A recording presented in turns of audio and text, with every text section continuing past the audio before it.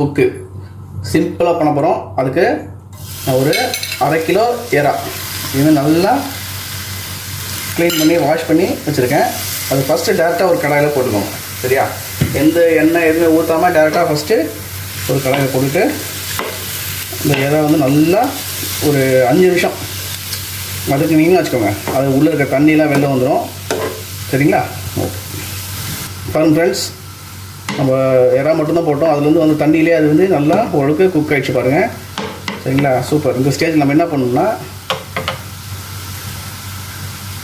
ஒரு சின்ன medium size வெங்காயம், அப்புறம் ஒரு 2 பச்சை மிளகாய் இது மாதிரி நறுக்கிட்டு அதை போட்டுக்கோங்க. போட்டு இந்த வெங்காயம் வந்து அந்த எறா கூட சேர்ந்து ஒரு சூப்பரான ஒரு ஃப்ளேவர் கொடுக்கும். நம்ம எதுவும் எண்ணெய்லாம் போடல இது வரைக்கும். ஸோ அப்படியே வதக்குங்க. சரிங்களா? எண்ணெய் நம்ம கடைசியாக தான் போடணும். ஓகே. ஸோ ஒரு 2 நிமிஷம் அப்படியே நல்லா வதக்கிக்கோங்க. வெங்காயம் போட்டு 2 நிமிஷம் வதக்கிட்டோம். இந்த ஸ்டேஜில் ஒரு மீடியம் சைஸ் தக்காளி. சரிங்களா? இது வந்து நம்ம தொக்கு மாதிரி செய்கிறதுனால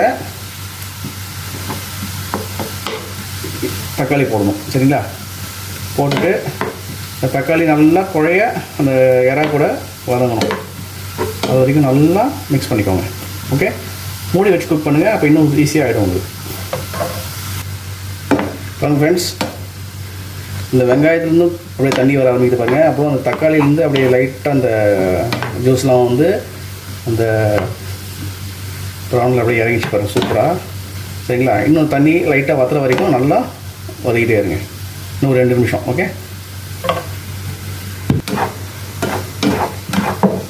பாருங்கள் ஃப்ரெண்ட்ஸ், தண்ணி ஓரளவுக்கு நல்லா வத்திடுச்சு. இந்த ஸ்டேஜ் நம்ம என்ன பண்ணணும்னா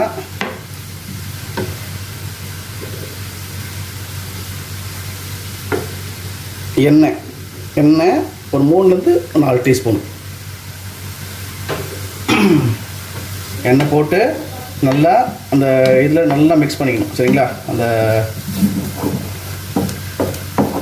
வெங்காயம் தக்காளி நல்லா வதங்கணும். அது வரைக்கும் நல்லா வதக்கிக்கோங்க. ஒரு 2 நிமிஷம். சரிங்களா? அப்படியே மூடி வச்சுருங்க. இந்த எண்ணெயில் கொஞ்சம் அது குக் ஆகட்டும். அதுக்கப்புறம் நம்ம உப்பு, மிளகாய்த்தூள், மசாலா போட்டுக்கலாம். பாருங்கள் ஃப்ரெண்ட்ஸ், சூப்பராக மிக்ஸ் ஆகிடுச்சு பாருங்கள் எண்ணெயில். சரிங்களா? இந்த ஸ்டேஜில் நம்ம உப்பு நம்ம போடல.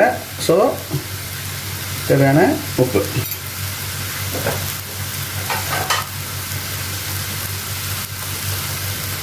தேவையான மிளகாய்த்தூள்,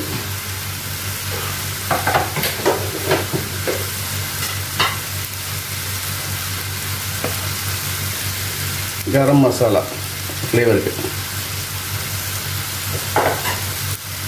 போட்டு ஸ்டவ்வை வந்து ஸ்லோ பண்ணிக்கோங்க. அது கூட நல்லா வதக்குங்க. சரியா?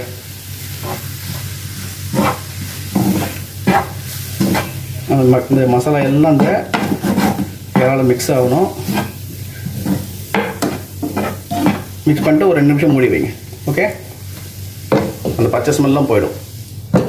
சரி, இந்த ஸ்டேஜில் கொஞ்சம் லைட்டாக அப்படியே தண்ணி ஊற்றிக்கோங்க.